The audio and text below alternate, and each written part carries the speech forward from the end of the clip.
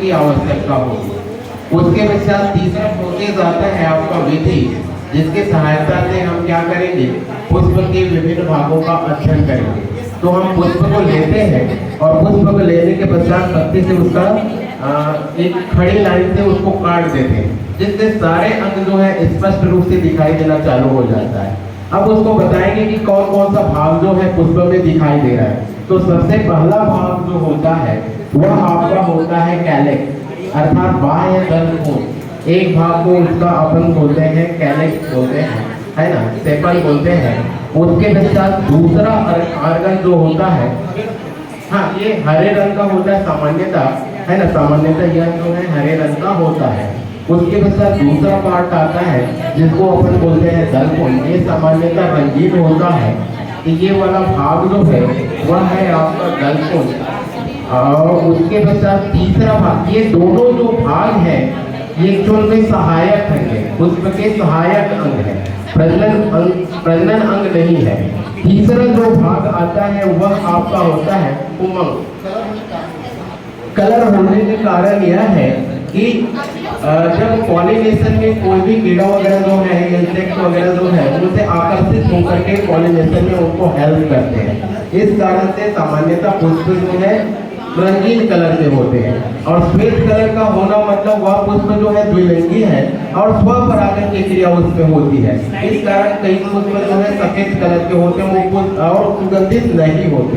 और जनरली जिसमें पॉलिनेशन की क्रिया होती है वह पुष्प जो है रंगीन होते हैं और साथ में सुगंधित होते हैं, जिससे कीड़े मकोड़े जो है आकर्षित होकर के उसमें परागन की क्रिया को मदद करते हैं। उसके पश्चात तीसरा आर्गन जो आता है वह है आपका मेल आर्गन, जिसको कहा जाता है पुमंग। यह जो है 3 भागों से मिलकर के बना होता है। पहला भाग जो होता है परागकोश, जिसमें आपका परागकण बनते हैं। दूसरा भाग होता है तंतु, ये सब मिलकर के आपका कहलाता है पुंकेसर। और यह जो है पुष्प के नर जनन अंग होते हैं। चौथा पार्ट जो आता है वो महत्वपूर्ण पार्ट है जो फीमेल ऑर्गन का काम करता है और वह आपका कहलाता है स्त्री केसर। यह 3 पार्ट से मिलकर के बना होता है। एक होता है वर्तिकाग्र, दूसरा होता है वर्तिका और तीसरा होता है आपका अंडाशय।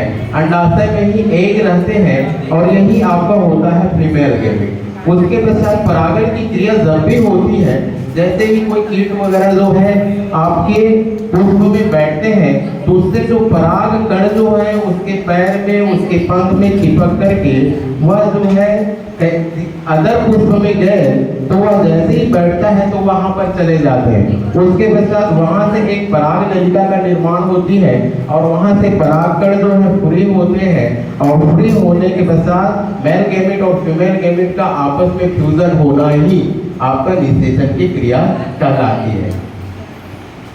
उसके पश्चात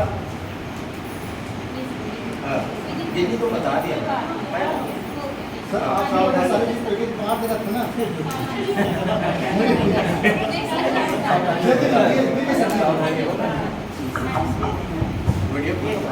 सावधानियां हमको ये देखना है कि पुष्प यदि ला रहे हैं तो बहुत ताजा पुष्प लाए। सबसे पहले तुरंत तोड़ा हुआ, ज्यादा देर अपन से जैसे हम लोग को करना है 10 बजे 11 बजे एकदम सुबेरे तोड़ लिए तो वो क्या है मुझे जाता एकदम स्पष्ट दिखाई नहीं देता। और दूसरा है जैसे हम फ्लावर डिटेक्शन का देख रहे हैं ना, तो हमको हाइब्रिड पुष्प नहीं लेना है।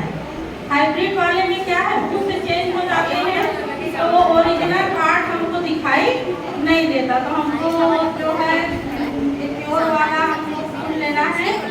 और सावधानी ये है कि आराम से देखना है उसको, एकदम हड़बड़ी नहीं करना है। हड़बड़ी में क्या है उसके अंदर के पार्ट जो है वो क्षतिग्रस्त हो जाते हैं। तो धीरे धीरे धीरे और निकालना ऐसे है पहले ऊपर से, जैसे बाह्य दल अपन सबसे बाहर है तो पहले बाह्य दल को निकाल दिए, फिर दल को अलग करके निकाल दिए, फिर पुंकेसर के भाग को ऐसे करके एक एक करके अलग अलग भाग को देखना है।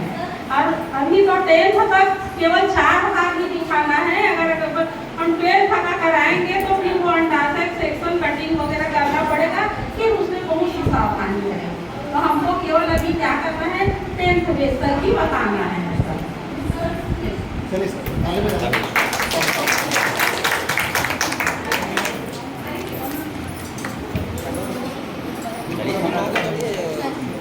चलो हो गया